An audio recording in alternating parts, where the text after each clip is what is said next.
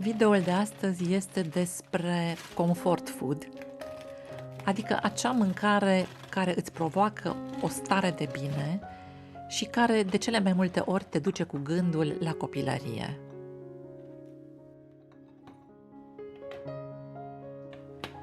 Atunci când eram mică, nu existau cereale cu lapte pentru micul dejun, nimeni nu auzise de așa ceva, sau cel puțin nu în România, și de cele mai multe ori mâncam pâine cu unt și gem, lucru pe care foarte rar îl mai fac în ziua de astăzi, însă, de dragul vremurilor trecute, mi-am propus să îmi aduc aminte de gustul de odinioară. Dacă stau să mă gândesc puțin, nu aveam nici baghetă, pâinea era rotundă sau eventual franzelă, însă, la fel ca și acum, adoram coaja. Partea crocantă din pâine mi se părea cea mai bună și în continuare susțin același lucru.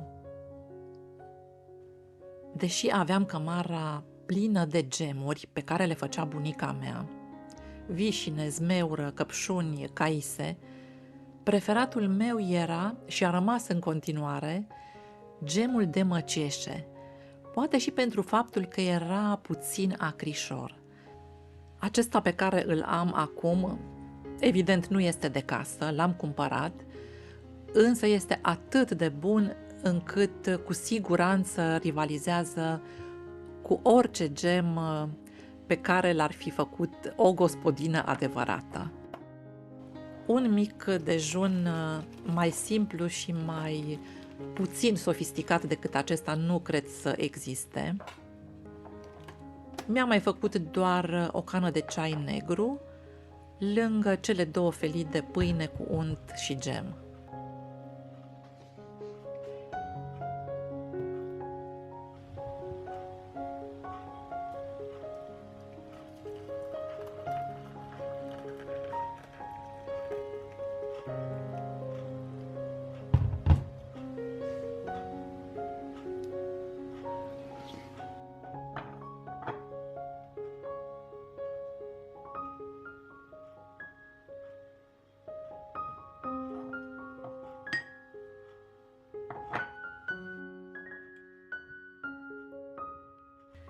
Obiceiul de a-mi turna lapte în ceaiul negru, recunosc, l-am preluat din Anglia, nu are nici cea mai mică legătură cu copilăria mea, însă este un lucru pe care l-am îndrăgit cu totul.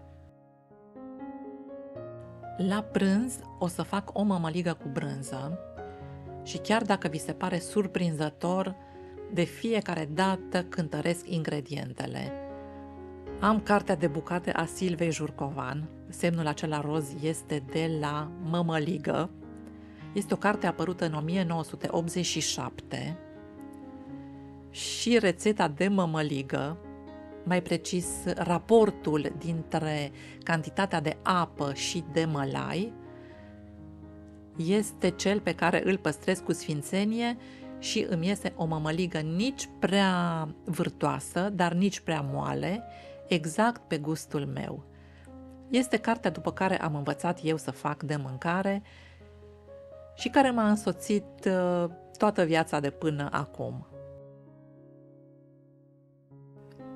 Pentru 1 litru de apă se folosesc 200 de grame de mălai, iar dacă modific cantitățile, aplic regula de 3 simplă și de câte ori fac acest lucru, îmi aduc aminte cu atâta duioșie și atâta nostalgie de draga mea învățătoare, care ne-a făcut să iubim matematica și să ni se pară totul atât de simplu.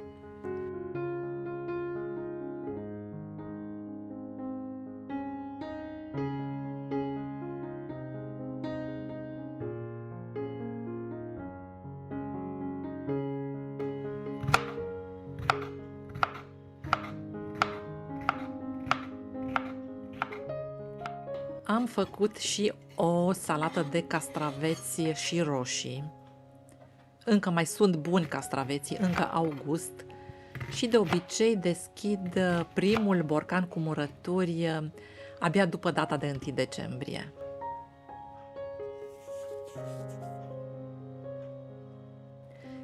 În salata de castraveți nu pun decât sare și oțet balsamic, ulei nu pun niciodată. Iar brânza pe care o să o folosesc la mămăligă este de fapt un caș. Este un caș pe care îl am din primăvară, l-am ținut la congelator. Este caș pe care l-am primit de la rudele mele din partea tatălui, rude care locuiesc în satul lui natal, adică în comuna Bucium din județul Alba. Așa arată rezultatul final. Mămăliga este puțin moale pentru că am pus toată brânza și am omogenizat-o atât timp cât era încă fierbinte. De obicei nu este chiar atât de moale, însă cantitățile din rețetă sunt cele corecte, trebuie să mă credeți pe cuvânt. Și lângă mămăligă am pus și 2 șnițele pe care le aveam făcute încă de ieri, 2 șnițele din piept de pui și acesta este prânzul meu.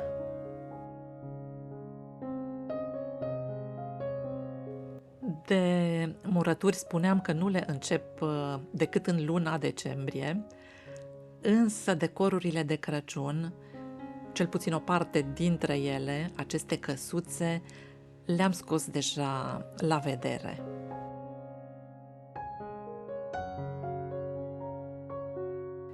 Și ce poate fi mai bun după o masă destul de copioasă, aș spune eu, decât un sirop rece, un sirop de zmeură am avut eu, cu apă minerală și cu multă gheață, un sirop care ține loc și de desert.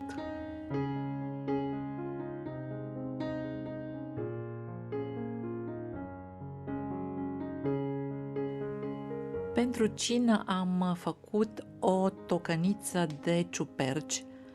Pleurotus iau eu de obicei, însă cum nu am găsit, am zis că merg și astea champignon albe, o tocăniță de ciuperci cu smântână și, bineînțeles, pătrunjel din belșug.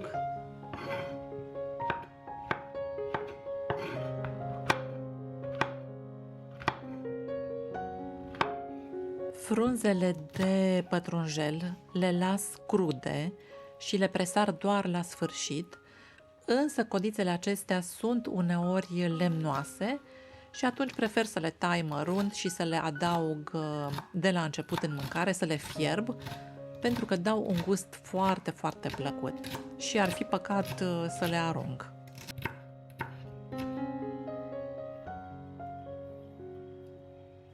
Ca un fapt divers, să vă spun că ceapa, la nivel mondial, este cea mai consumată legumă din lume, după roșii. Deși, din punct de vedere tehnic, roșiile sunt un fruct.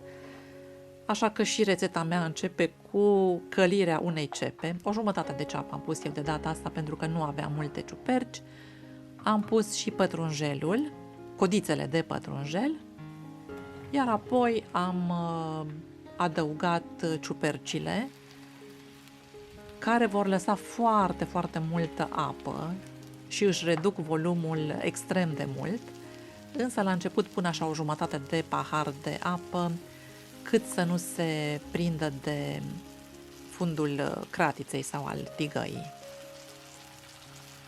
Sare.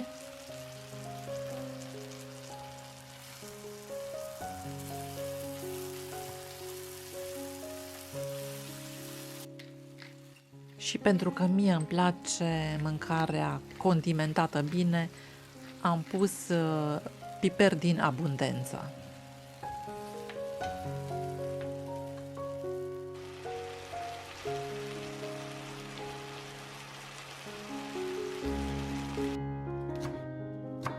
Până au fiert ciupercile, preț de aproximativ 20 de minute, am tăiat mărunt frunzele de pătrunjel pe care o să le presar doar la final, deasupra mâncării, le las așa crude, iar în smântâna pe care am pus-o Peste ciuperci am adăugat și o jumătate de lingură, o linguriță bună de făină, pentru ca să se îngroașe puțin acest sos.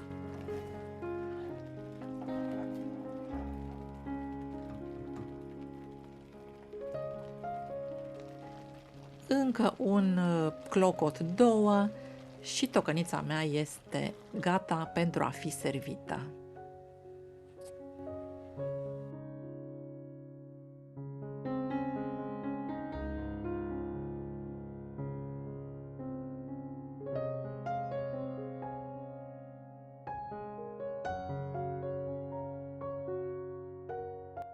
Cu siguranță că pe termen lung mâncarea nu ne ajută să rezolvăm vreo problemă.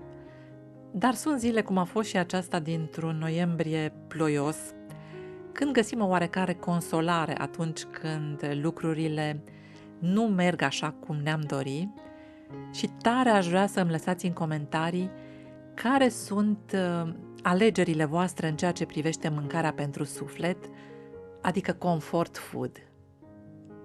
Ce vă place să mâncați în zilele geroase de iarnă sau ce mâncare vă induce starea de bine?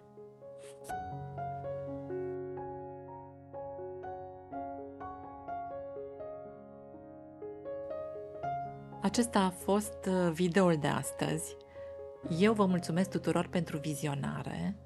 Dacă v-a plăcut filmulețul meu, m-aș bucura să-i dați un like. De asemenea, m-aș bucura să mă urmăriți și pe contul de Instagram ioanaspune.ro, iar până data viitoare vă doresc numai bine!